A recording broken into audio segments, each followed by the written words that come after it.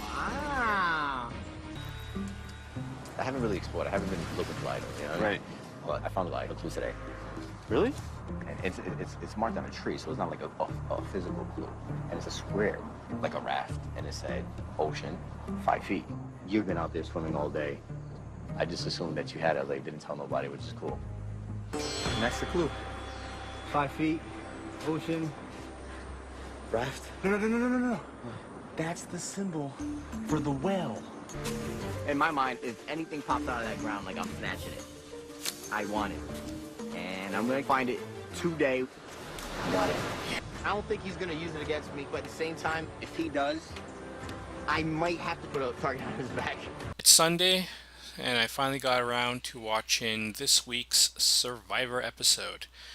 At the start of it, I was like, I really didn't feel like making a Survivor video for this week, and is there really going to be anything to talk about? And a few minutes watching the episode, I was like, yep, there is.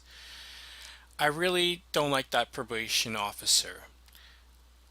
I can't recall when, last week's episode, if he was boasting about his intelligence or how good he is at reading people or something like that, but, I have no problem with people who, you've won MVP 10 years in a row and you're like, I'm an MVP player, blah, blah, blah. That doesn't bother me boasting about your merits. But, when you haven't proven anything, you talk about how smart you are or how physically strong you are, you're really good at challenges or whatnot, and you haven't proven shit. I don't care to hear it. All these people, I've never heard of them before. So maybe they've got a proven track record in their personal lives, but on Survivor, they've got jack shit record, They're not returning players where they've got this proven record and they can talk about what they've done. They've got nothing. So right off the bat, I'm like, okay, to me, I'm not liking his personality.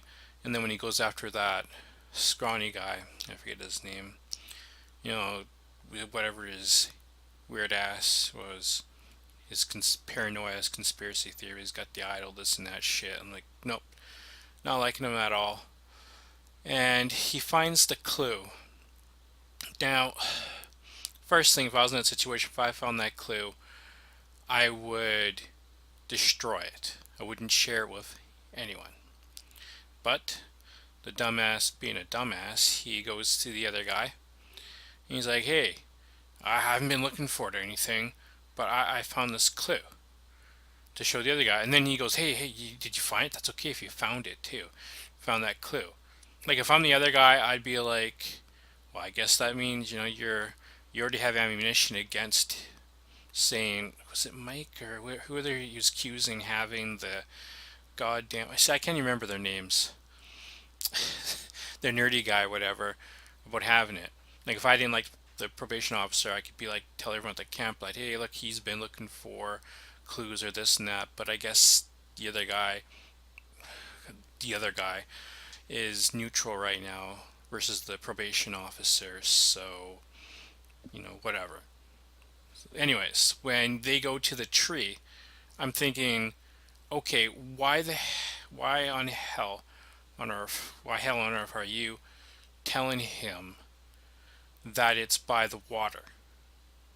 The drinking hole, fuck me. Just make him, he says, the probation officer's like, hey, it's in the water with the raft. So be like, oh, okay, it must be in the water in the raft and all this other shit. Make him think it's there. And then when you're off on your own, go to the water hole and dig the fucking thing up. That'd be the smart thing to do. As for, would I then say, hey, let's destroy this clue so no one else finds out about it or anything? Because if they come across someone could come across a tree and they're like, hey, how come there's markings on this tree? Blah, blah, blah, right? Goddamn fridge came on, so there's now that noise in the background. Forgot to turn off the fridge. I don't know, so once again, blah, blah, blah. Maybe you just want to leave it as is, though, because if you're going to throw probation officer off the scent, but it's in the water, then you wouldn't suggest destroying the clue. Just you want to leave the clue there so other people find it, or maybe throw it out there to the people who are going after him, like say, blaming people. He even accused me of doing it.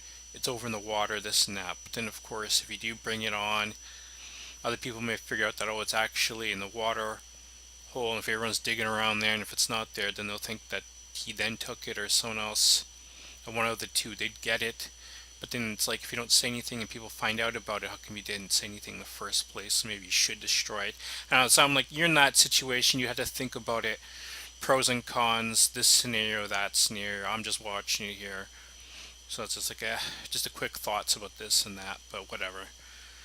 And then, of course, when two people are hunting for an idol, whether they're in a group or not, it, it's this awkward situation of they both see it at the same time, and then what? They both grab it right away.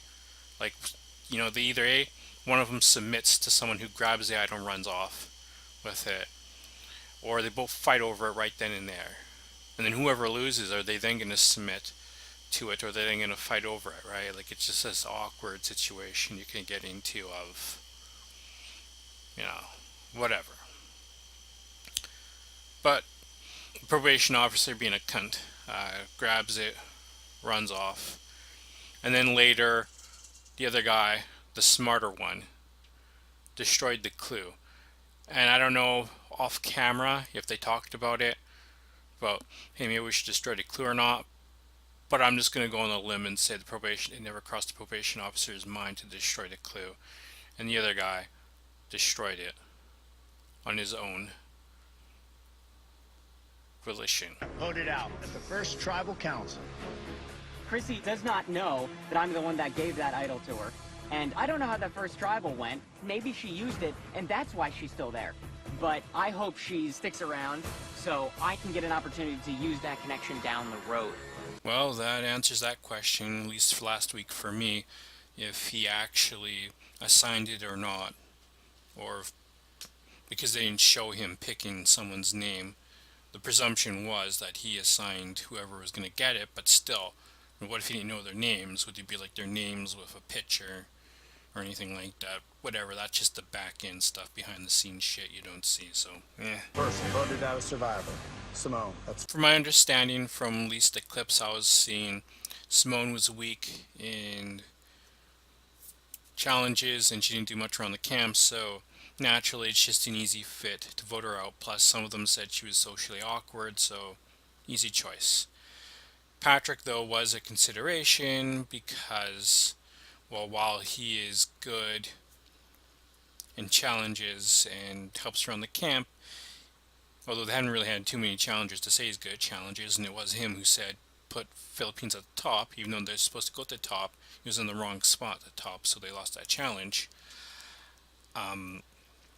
Socially, his game sucks. Now, Patrick's perspective is he's being joyful around the camp to make things lighthearted, and in his mind, his perspective is he's doing a good thing. Well, everyone else's perspective is, the way he's acting socially is, it's annoying, and they're having doubts whether they can trust him because of erratic behavior, which in the end is going to cost him. Eventually, he's going to be voted off. I also believe eventually, I don't see Patrick winning the game, nor do I see the probation officer winning the game.